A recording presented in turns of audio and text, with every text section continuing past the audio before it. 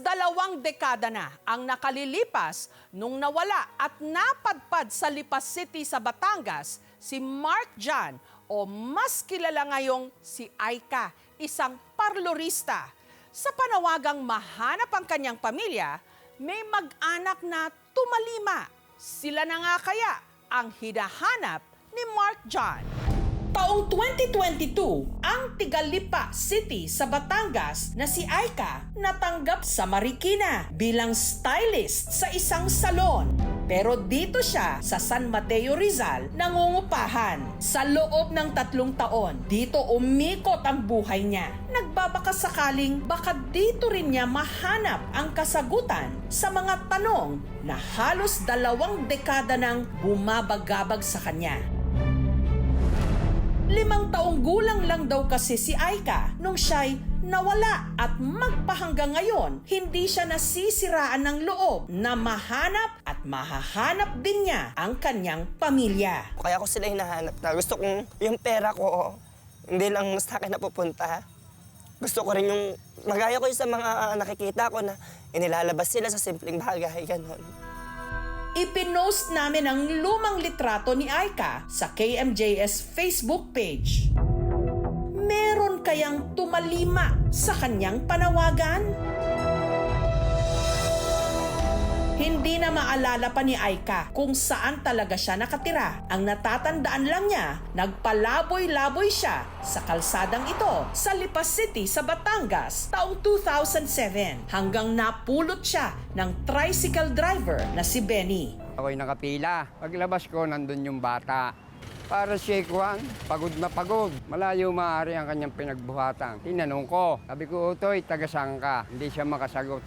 Ang tangi lang daw niyang nasambit noon ang kanyang pangalan, Mark John Lopez. Itinurn over siya ng barangay sa tanggapan ng DSWD. Di sabi ng DSWD, wala kaming sheltered para sa kanya. Sabi niya, Kunsala, pwede kang ikaw muna ang guardian niyan.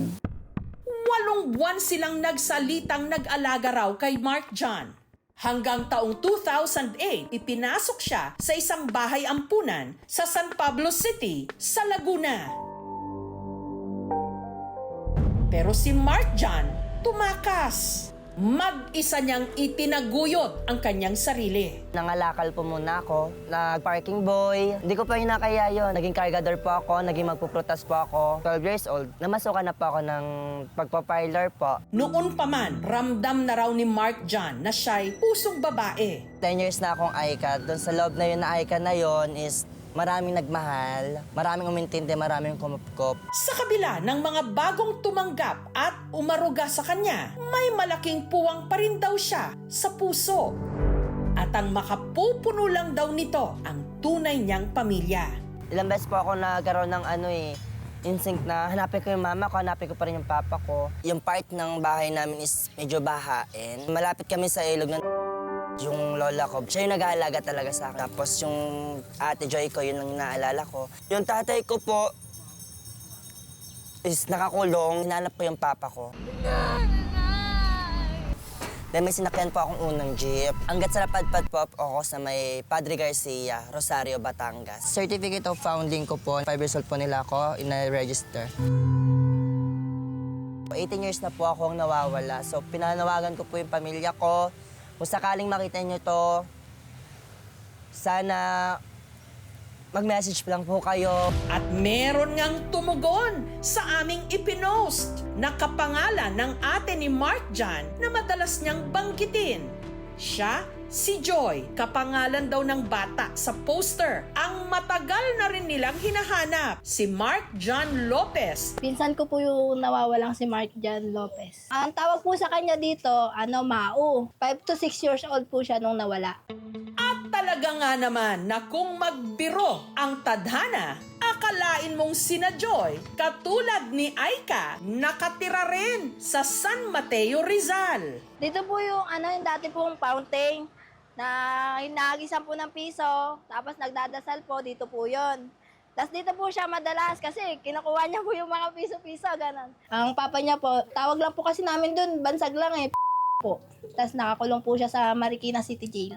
Ang ina ni Mark Jan o ni Mao, tiyahin ni Joy na si Carmelita.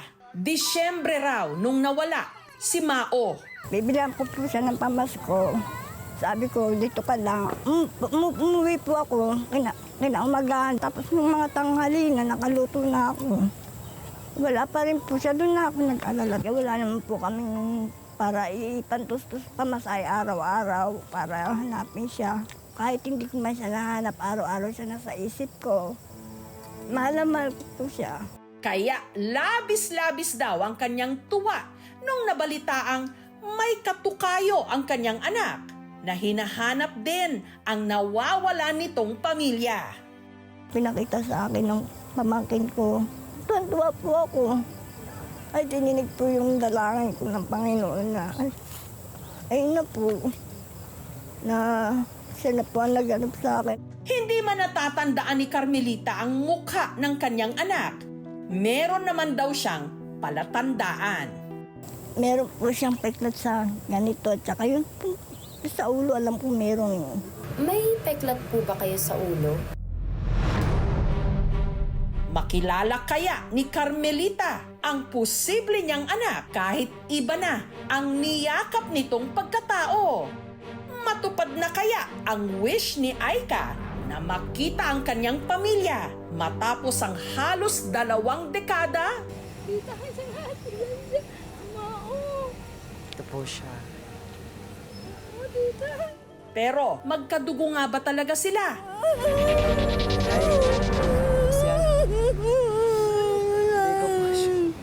Susunod na!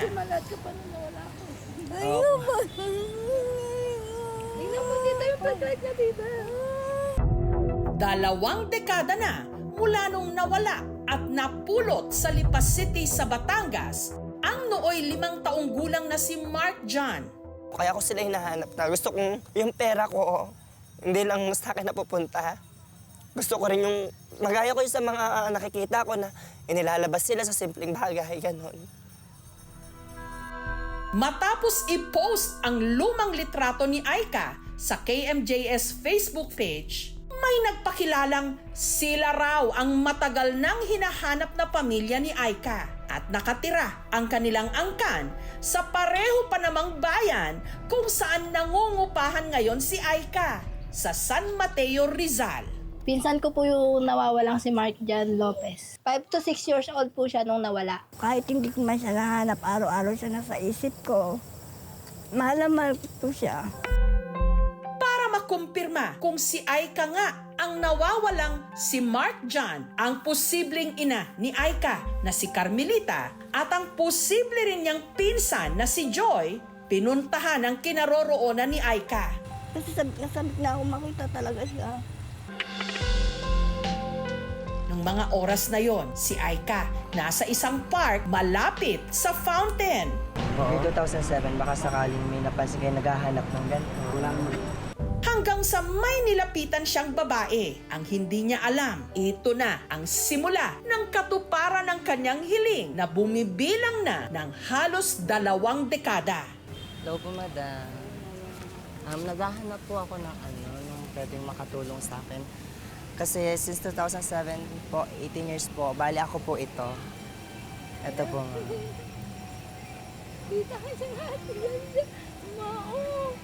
Ito po siya.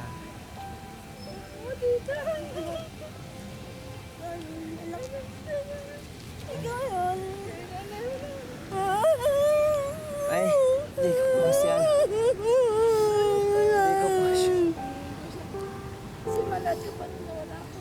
Opo.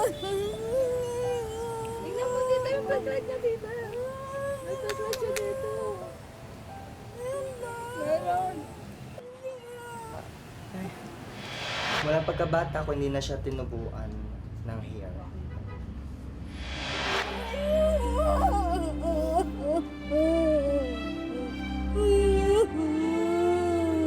Laki-laki na na. Sorry, hindi kita inalam.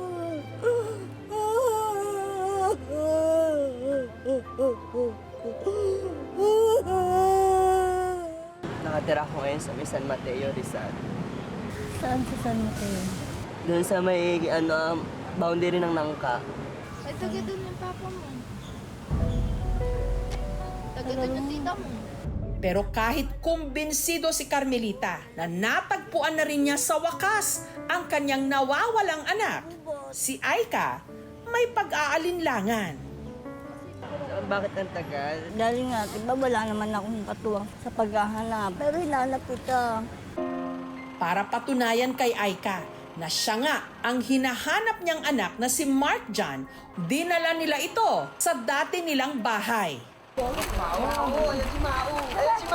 Mukha kamukha natin na oh. Kinakilala niyo po? Si Mao. Ito bahay ni Tita Marley. Magkamukha po sila magkakunanay. Pamangking ko po rin siya eh. Ako po yung nagkaanak sa kanya. Pagkarating ni Aika sa bahay ni na Carmelita, unti-unti nang nanumbalik ang kanyang alaala. Sa'yo ka naalala niyo na? Tumutugma po lahat ng mga ano ko.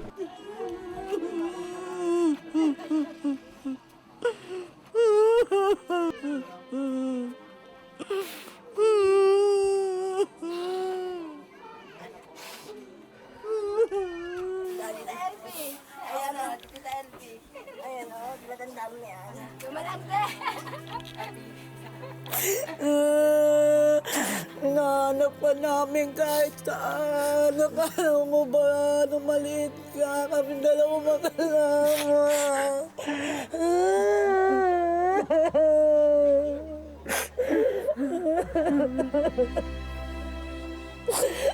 Kahit saan kami nakarating, hindi ka namin nakakalimutan. Masayang masaya, basta yung unang kita ko sa kanya, siya yun. Masaya ako kahit ano, tatanggapin ko anak ko siya eh. Proud ako sa kanya. Ayaw niya akong alisin sa area na San Mateo kahit gusto ko nang umalis eh. Siguro, tadhana. Binisita rin ni Aika ang kanyang ama na nakapiit sa Marikina City Jail. Dito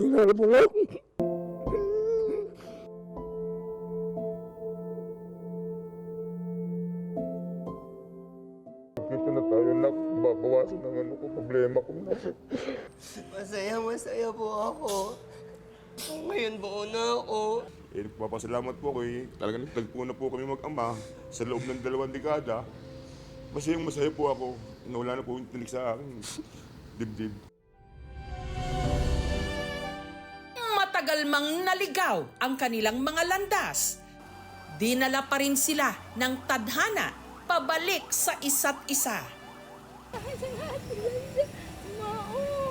Kay Aika, ang muling pagkikita ay hindi lang sagot sa tanong ng kahapon, kundi panibagong simula para sa kanyang bukas.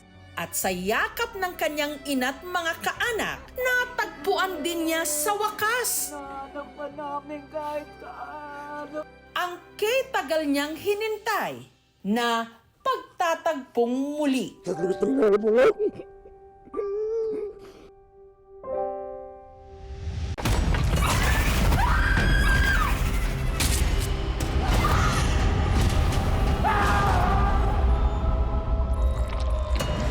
Alangga ko ikaw, Apo. Alangga ako man, Kaula. Ba't ka nagsiman? Maharap ko to eh. Para kay Lola din. Hindi ko na ho alam, hindi ko naiintindihan kung anong nangyari sa kanya. Wala ka siguro kayong gagawin namin ng lahat para sa kanya. Wala ka ba talaga nakita, Abner? Wala ka narinig? May gumagala na berbalang dito sa atin.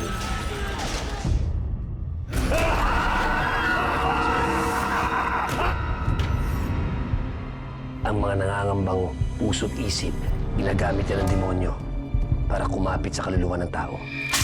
Alam mo kung sino yung dapat mong ipagdasal na hindi mo makita? Si Pochong. Kumakain ng patay, may mata ng pusa, may pakpak ng pangke, lumalakas kapag kabilugan ng buwan. Pag-iingat ka sa masusunod mo sasabihin.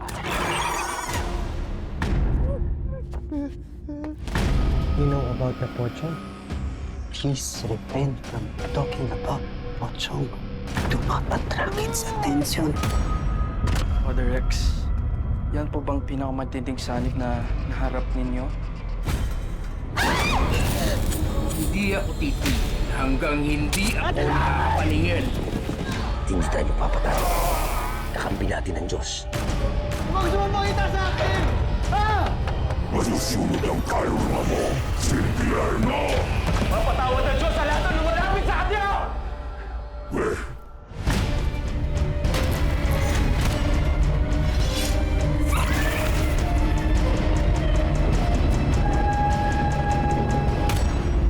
Ito po si Jessica Soho at ito ang Gabi ng Lagim.